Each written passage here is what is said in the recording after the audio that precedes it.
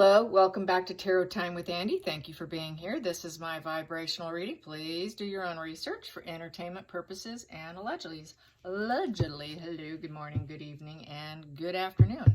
I'd like to do a spread on Amber Heard having to sell her Yucca Valley residence. It was not listed under her name. It was not a super large place, but on 6 acres, not too far from Joshua Tree National Forest. And it was, you can go online, you can find it, it is there now. I looked at the pictures, a little over, close to, under 3,000 square feet. Very Pueblo looking and spacious looking, patios and whatnot. All concrete flooring. Anyways, I am linked and tied to Yucca Valley. My grandfather started building homes there back in the 70s when they went into retirement and built quite a few homes out there. Lots of cousins, and I have 2 aunts living out there and some other cousins, and I did live there for 2 years in one of his homes.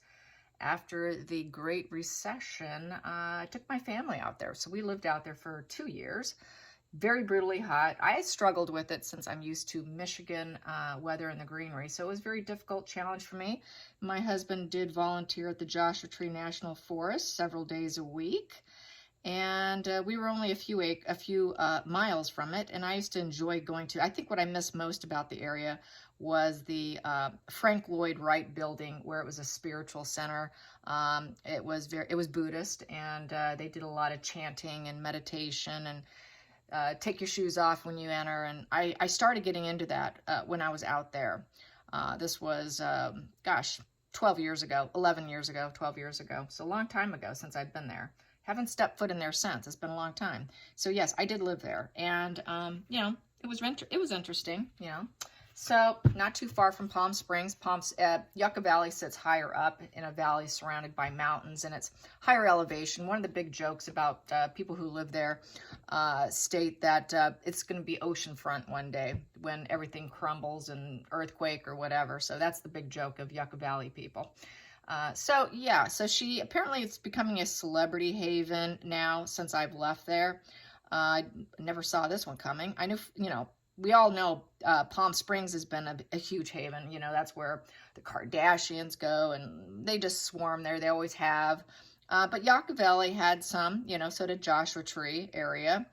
And my son actually took acting classes out there too by some old retired Hollywood celebrity. These women had a training there. So, we had a good time when we were there. We made the best of it. I like the water park, so... So I want to find out how she's feeling about selling her residence. It was stated that it was her primary residence. I would have never known. Yeah, just imagine that, running into her. So yes, let's get some cards on how does she feel about having to dump this property. She can't afford it. She can't keep anything. She is hitting foreclosure.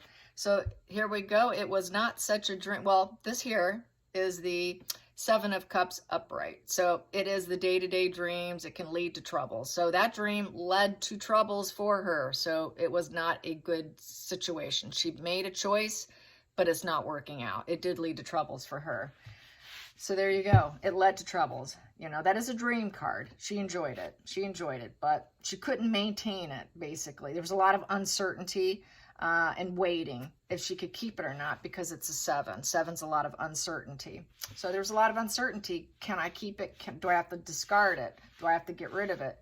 And she realized it was something that she could not hang on to. Let's get the challenging position for Amber Heard and having to get rid of her 6-acre Yucca Valley house. 6-acre Yucca Valley house. 6-acre Yucca Valley house. What was a challenging situation for that? Challenging situation for that. She had to remove the burden. It became a burden on her back. A burden, and she needed the money. She needed to be the benefactor of the money. Yeah. Because she has to donate money. This is the charity card. She promised charity. She's got some people to pay out. So it was a burden. She needed the benefactor of getting the money back, I would say, with those 2 positions there. And it was a burden because she needs that money. She needs to be the benefactor and get that money back, or at least remove the financial obligation at least. and return it to the benefactor. Probably could have been the bank, you know, that give back whatever. So I don't have to make payments. She did not enjoy it too much with the Nine of Pentacles in reverse. So this is a setback for her. And she's not happy about it. It is a total setback position. No fulfillment in that. Get to the hidden energy on having to dump her property. So she's having to do this. Here we go. Ooh, that flipped. Gonna get it. She felt that that was the right thing to do. It was the right timing. She had that, and she went with her gut. Got to do it. I have to do it, and I have to do it now. Total gut feeling card. So she did it. Let's get to the past position. Past position, it felt like just a fantasy being there. You know, moon energy. She liked looking, I would say with this, because of being there and having lived there. Yes, it was sort of a fantasy land, but also notice there's the moon and the stars. Living there, you would be shocked how clear the sky is. You could see all the stars. You could see so clearly compared to living in Michigan. It felt like I live with this roof over my head now. Out there, it's clear. You can see such clear skies. So I'm going to feel this here. Having been living there, knowing it like I do, she enjoyed the sky. She enjoyed the skyline. It was like a dream, a fantasy, because you do see so clearly everything. That is the beauty of living out there. Let's get to going into the future. Going into the future, having to get rid of her home. Having to get rid of her home. How does she feel about that? She's trying to stay temperate in the situation. Trying to take a bad situation and make it better and try to balance her emotions. She can be a little calmer now, I would say, because she got rid of a financial weight off her shoulder. It was a burden. It was a weight on her shoulder. And so she had to do it. She had to do what she had to do. This is sticking out, so I'm going to take it. And she just feels like she's lost a part of herself. This is where you have it all. Now she realizes she doesn't have it all. She doesn't have the financial means to keep it. So she had to turn her back on it and try to stay calm about it. Let's get to the feelings in the situation. The feelings in the situation. Feelings in the situation for Amber and getting rid of her Yucca Valley residence. Yucca Valley residence. There we go. It was a trader position. She felt like she didn't want to do it. She did not want to do it. It's a self-sacrifice she did not want to let up on. She did not want to do it. She cannot see. She's not going to go inward about it. She doesn't even want to think about it. I don't think she wants to revisit what she lost. She's not able to go into her head and get any kind of enlightenment over it. She just doesn't want to look at it. And it's because she was a traitor. That's why she's in this position. And she doesn't want to look at it. She doesn't want to take that sacrifice. Let's get to the outside influences. Outside influences. I'm going to turn my light away from the table because it kind of messed up you being able to see my cards, and I'm going to go like that so you can see better. There we go. Here we go. So the outside influences for Amber Heard selling her residence. There we go.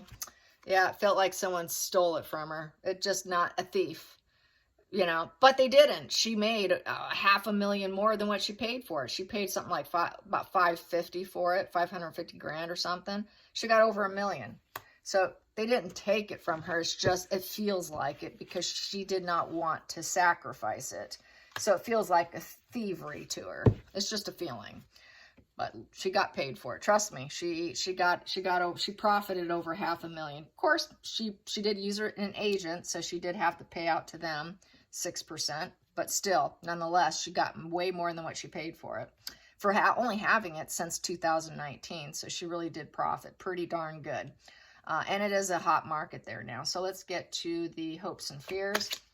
Hopes and fears, hopes and fears. Hopes and fears since she sold it. Hopes and fears since she sold it. She is hoping, wow, she's getting the fear aspect. We got here the Three of Cups in reverse. Nope, upright, upright. I take that back. It's been a while since I've used this deck. This is my vice versa deck, by the way. That one right there. So yeah, she's hoping, well, she's getting the fear aspect. She's not getting the support she was hoping for. And that's why she had to do it. She's getting a breakthrough insight about the negative PR. So She's negatively affected, and she knows that she may never overcome it because it's an 8 in reverse, and it doesn't matter what she does, she will never overcome it. Everything for her has slowed down and died off. She's not getting any fast momentum or any positive PR. It's all negative coming her way. So a lot of negativity coming her way in terms of the communities that she was part of. So she's getting blocked, she's getting cut out, she's getting nothing but negativity, and that would probably go in line with the fact that they have, they're blacklisting her from Hollywood, and she feels like she is not going to ever rise up. She will never be that rising phoenix and ever rise back up with courage and strength. And this woman here, upright, you know, she can really hold her own. She can really hold her own. And she doesn't think she never will. She will never be able to hold her own. People will see her as a statue of without emotion, and very snake-like energy. It looks like, you know, there's a lot of snakes on the back here. Very angry, envious woman, low vibe, with that wand being down, making excuses, lack of energy, lack of direction, lazy, reckless, volatile, just nobody wanting to be around her. Everybody cutting her out, such negative PR, being blacklisted. She's always going to be stuck looking at herself as like everyone just kind of, I think she feels everyone's looking at her like she's not a human being, that she's just this statue sitting there while everyone's judging her and throwing insults at her. She just feels like this non-entity standing here. And all the growth for her life is behind her, that she'll never grow out of it, that she's stuck in this position, is how I feel. And so she's in a pretty bad place, I'd say. Let's get to the final call, the final call. She knows that she has self-sabotaged herself. Self-sabotage card. She has been stuck in her mind, and she's got to free herself. She needs to free herself. She's truly only doing it to herself. It is a prisoner of her own making. So she's going to free herself. So that part of freeing the house frees her from her mind, from the pain and melancholy, but she's still facing pain and melancholy and still needing healing with that raptor there. She doesn't feel completely free. That is a bald eagle, American eagle. So she needs to get that freedom, that feeling, but she's still, there's this pain and melancholy there. Gotta untie myself. I did it to myself. So she realizes she's her own worst enemy.